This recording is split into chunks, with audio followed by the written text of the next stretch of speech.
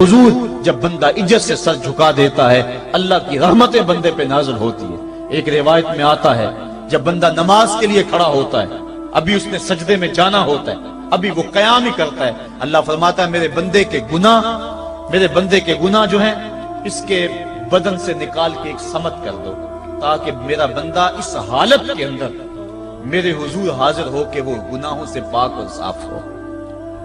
حضرت نبی رحمت صلی اللہ علیہ وآلہ وسلم فرماتے ہیں کہ پھر اس کے سارے گناہ اس کے بدن سے اتار کے ایک سمت رکھ دی جاتی ہے، اور بندہ مصلی پہ سبحان ربی العالی کے نغمے الاپتا ہے، رکوع کرتا ہے، سجدے کرتا ہے۔ جب سلام پھیر کے نماز ختم کر کے دعا کر کے جانے لگتا ہے تو فرشتے عرض کرتے ہیں مالک یہ جو گناہ اتار کے ایک سائیڈ پہ رکھے تھے یہ دوبارہ اس کو دے دیں۔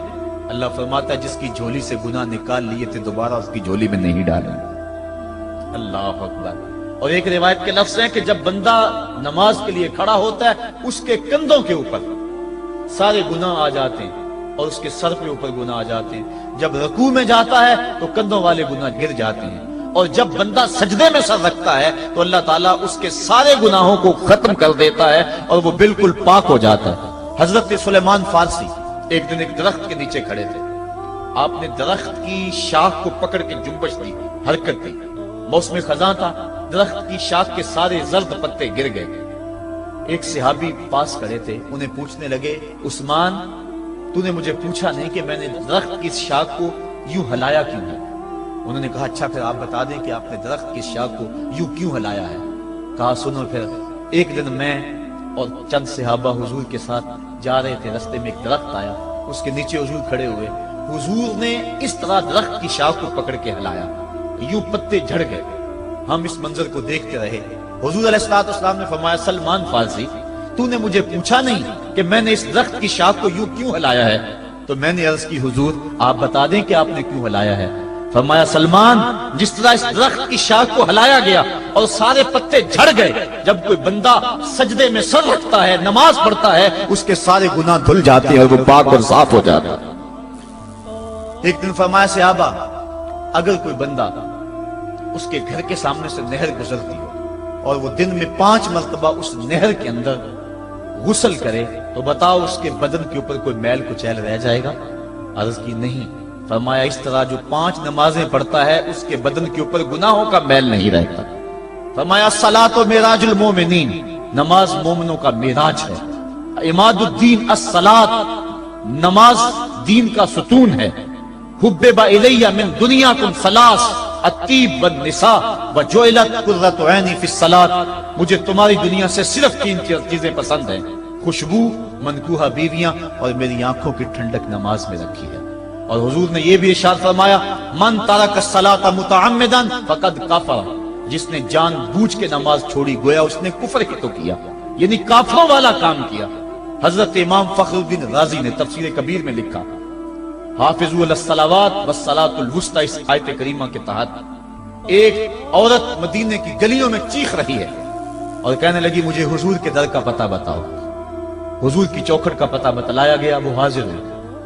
آقا کریم صلی اللہ علیہ وسلم کی خدمت میں عرض کی حضور میرا خامد سفر پہ گیا ہوا تھا اور میں نے اس کی عدم موجودگی کے اندر زنا کر لیا، حمل ٹھہر گیا اور جو بچہ پیدا ہوا میں نے مارے شرم کے اس بچے کو سرکے کے مرتبان میں ڈال دیا اور پھر اسی سرکے سے میں لوگوں کو فروخت کرتی رہی ہوں۔ اب جب کہ میرا ضمیر جاگا ہے میں آپ کی خدمت میں حاضر ہوئی، مجھے بتایا جائے کہ میرے گناہ کا بھی کوئی کفارہ ہے۔ حضور نے ارشاد فرمایا جو تو نے زنا کیا ہے اس کی سزا رجم ہے کیونکہ تو شادی شدہ ہے، اور جو تو نے بچے کو قتل کیا ہے قتل کی سزا قتل ہے، اور جو تو نے سرکہ بیچا ہے فقد ارتکبت کبیرہ، تو نے کبیرہ گناہ کیا ہے، اس کی سزا تو قیامت کے دن پائے گی۔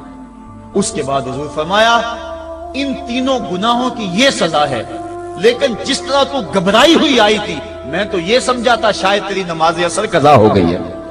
اب آپ اندازہ کریں کہ نماز کی اہمیت کیا ہے اور ہم اس باب میں کتنی سستی کرتے ہیں۔ کسی سے پوچھا جائے نا آؤ نماز پڑھنے چلے، وہ کہتے ہیں بس یار میرے کپڑے پلید ہیں، کپڑے میرے پاک نہیں ہیں۔ تیرے کپڑے کیسے پاک رہ سکتے ہیں؟ تو اللہ کے حضور جھکنا نہیں جانتا، تیرے کپڑے بھی پلید ہے، تیرا دل بھی پلید ہے، تو اس کے حضور جھک کے تو دیکھ، تن بھی ستھرا کر دے گا، تیری روح کو بھی پاکی دے دے گا، تیرے قلب کو بھی طہارت بخش دے گا۔ تو اس کے حضور آ جھک، اس کے حضور سجدوں سے اللہ کے حضور خراج پیش کر اپنی محبتوں کا۔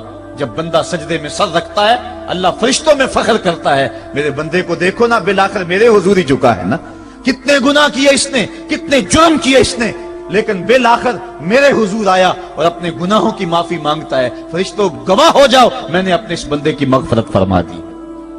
تو اللہ کے حضور نماز پڑھنے والا، بلکہ ایک روایت مسند امام احمد بن حنبل میں موجود ہے، حضور فرمایا جب بندہ نماز کے ارادے کے لیے اٹھتا ہے اور وضو کرنے کے لیے، جب پانی کا پہلا قطرہ چلو پہ لیتا ہے، جو ہی اس کے بدن سے وضو کا پانی چھوتا ہے اللہ اس کے گناہوں کو معاف فرما دیتا ہے۔ جس نماز کے قصد کے لیے اٹھیں اور وضو کریں اور پانی چھوتے ہی گناہ معاف ہو جائیں، اگر اس نماز کا اعلیٰ درجہ سجدہ کر دیا جائے تو پھر مالک کی کتنی رحمت نازل ہوگی۔ یہ کتنی بڑی دولت ہے، یہ کتنا بڑا سرمایہ ہے جس سے ہم لوگ محروم رہ جاتے ہیں۔ آؤ اللہ کی رحمتیں سجدے میں ڈھونڈے، سجدے میں پیشانی رکھ کے جب ہم اس کی رحمت کو مانگے تو وہ مالک ہمارے اوپر رحمتیں نازل کرے گا۔ آج پوری دنیا کے اوپر مسلمانوں کے ساتھ جو حالات ہیں وہ کسی سے مخفی نہیں۔ کوئی کہتا ہے کہ معاشی طور پہ مسلمان کمزور ہیں، اس وجہ کو بھی میں تسلیم کرتا ہوں۔ مسلمان کے پاس آلات حرب و ضرب بھی موجود نہیں ہیں، اس وجہ کو بھی تسلیم کر لیا جائے۔ سیاسی طور پہ مسلمان کمزور ہیں، اس وجہ کو بھی تسلیم کر لیا جائے۔ یہ ساری وجہیں اپنی جگہ پہ، لیکن یہ بھی تو سنو مسلمانوں کی تعداد اس وقت 1 ارب 40 کروڑ ہے۔ افرادی قوت اتنی کبھی بھی مسلمانوں کی نہیں ہوئی تھی۔ اس وقت مسلمانوں کے پاس ایٹمی طاقت موجود ہے، اتنی قوت عسکری کبھی بھی مسلمانوں کے پاس نہیں ہوئی تھی۔ 56 اسلامی ملک ہیں جن میں قیمتی معدنیات سے اور تیل کی دولت سے اور سونے کی قیمتی معدنیات سے یہ مسلمان مالا مال ہیں۔ کیا کچھ نہیں ہے جو مسلمانوں کے پاس نہ ہو، لیکن ایک دولت چھن گئی مسلمانوں کے پاس، وہ سجدے کی آبرو، وہ سجدے کی عزت، وہ پیشانی رکھ کے اس رب کو پکارنا جو سب سے اعلیٰ ہے، جو سب سے بالا ہے، جس نے موسیٰ کے فرعون کو نیل کی موجوں میں ڈبو دیا۔ کیا پوری امت مسلمہ 1 ارب 40 کروڑ انسان سجدے میں سر رکھ کے سبحان ربی الاعلیٰ کے نغمے آلاپ کے اپنے رب سے گزارش کریں اور اپنی امت کا رونا روئیں؟ کشمیر میں لٹتی ہوئی جوانیاں اور پل قدس کے اندر بہتا ہوا خون، شبرغان سے لے کر کابل و قندھار تک اور موصل سے لے کر تکریب تک مسلمان کے اوپر جو ظلم و تشدد ہو رہے ہیں، اپنے رب کے حضور اس کا دکھڑا سنائیں اور اپنے مالک کو کہیں میرے مالک ہم لٹ گئے، ہم کٹ گئے، ہم پٹ گئے، اسلحے بھی موجود، افرادی قوت بھی موجود، سیاسی طاقتیں بھی موجود، لیکن اس کے باوجود مسلمان دبتا چلا جا رہا ہے۔ اسی کشتی کو ہے خوف تلاطم صدحیف منہ موڑ دیے تھے جس نے بڑھتے ہوئے طوفانوں کے، جو 300 ہو کر جرأت اور وہ طاقت اور وہ عظیمت کی داستانیں رقم کرتے ہیں کہ مالک تو بھی اس دن کو یوم فرقان کہہ کے پکارتا ہے۔ آج وہ امت بیچ منج ڈال کے اس امت کی کشتی ہچکولے کھا رہی ہے۔ ہماری فریاد، ہمارا استغاثہ تیرے سے ہے میرے مالک، ہمارا کھویا ہوا وقار بحال کر دے اور اس امت کو اس مرتبہ کمال تک پہنچا دے جس مرتبہ کمال تک یہ امت پہلے پہنچی تھی، اور ان کا کھویا ہوا وقار بحال کر دیا جائے۔ آج بھی ہم اگر سجدوں سے اپنے رب کو منا لیں اور وہ روٹھا ہوا رب آج بھی ہماری مدد کے لیے آ جائے تو پھر کوئی قوت، کوئی طاقت ہمیں نہیں لٹار سکتی۔ آئیے ہم سجدے سے اپنے مالک، اپنے خالق اور اپنے رازق کے حضور اپنی محبتوں اور اپنی الفتوں کا خراج پیش کریں۔ نماز ایک ایسی عبادت ہے جس کا حکم قرآن میں 750 مرتبہ کے قریب دیا گیا۔ اور ایک آخری بات عرض کر کے اپنے موضوع کو سمیٹنا چاہوں گا۔ میرے اور آپ کے آقا مولا حضور نبی رحمت صلی اللہ علیہ وسلم پر جب وقت آخر آیا تو آخری وصیتیں جو حضور نے اپنی زندگی میں کی وہ کیا تھی؟ 2 وصیتیں تھی حضور کی آخری، جب حضور ایام مرض میں تھے، اور آخری وصیت اس کے بعد حضور نے کوئی کلام نہیں کیا، وہ یہی تھا الصلاۃ الصلاۃ الصلاۃ الصلاۃ۔ لوگوں میں تمہیں نماز کی تاکید کرتا ہوں، میں نماز کی تاکید کرتا ہوں۔ اور دوسرا فرمایا جو تمہاری ملک میں تمہارے غلام اور تمہاری لونڈیاں ہیں ان کے ساتھ حسن سلوک کی تاکید کرتا ہوں۔ یہ آخری 2 باتیں تھی جو حضور نے ارشاد کی، حقوق اللہ کے حوالے سے نماز اور حقوق العباد کے حوالے سے حضور نے کمزوروں کے حق ان تک پہنچانے کی تاکید امت کو دی، اور اس کے بعد پھر حضور انتقال کر گئے۔ آئیے ہم سجدوں سے اپنے رب کو راضی رکھیں۔ اللہ مجھے آپ کو توفیق عمل